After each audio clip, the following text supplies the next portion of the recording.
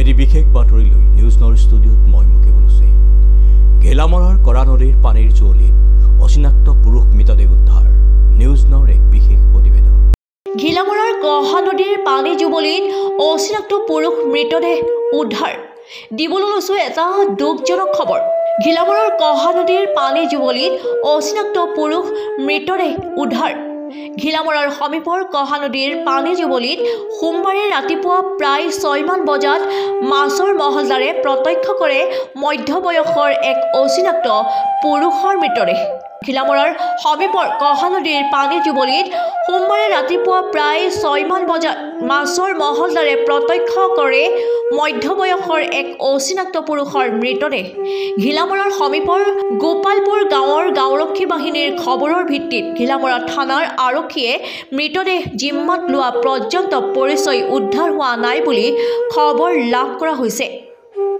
আমি পুৱাৰ ভাগত মানে এজন আমাৰ গাঁৱৰে ব্যক্তি ৰবীন্দ্ৰ দত্ত, তেখেতক এই স্থানীয় বিলৰ মহলদাৰ চিত্ৰ দাস নামৰ এজন ব্যক্তিয়ে তেখেতক জনালে যে এটা মৃতদেহ, অচিনাক্ত মৃতদেহ নদীৰ মাজত আমি দেখিবলৈ পাইছোঁ।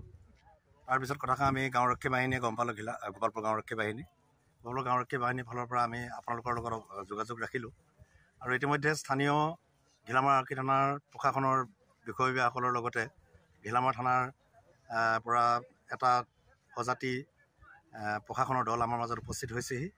কিন্তু এটা কথা অনুমান কৰিব পাৰিছোঁ, এতিয়ালৈকে মৃতদেহটো বিভিন্ন গাঁৱৰ অঞ্চলৰ ৰাইজ আহিছে, কিন্তু মৃতদেহটো এতিয়ালৈকে চিনাক্তকৰণ কৰিব পৰা হোৱা নাই।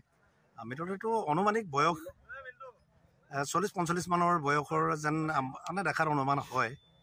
আৰু মৃতদেহটো আপোনালোকেও প্ৰত্যক্ষ কৰিছে, কিন্তু মানে খুব এটা মানে কেনেধৰণে এটা মানে পৰ্যায়ৰ হ'ব, এইটো উচ্চস্তৰীয় তদন্ত যেতিয়া আৰম্ভ হ'ব তেতিয়া হয়তো পোহৰলৈ আহিব পাৰে। Bureau report, news now 24/7।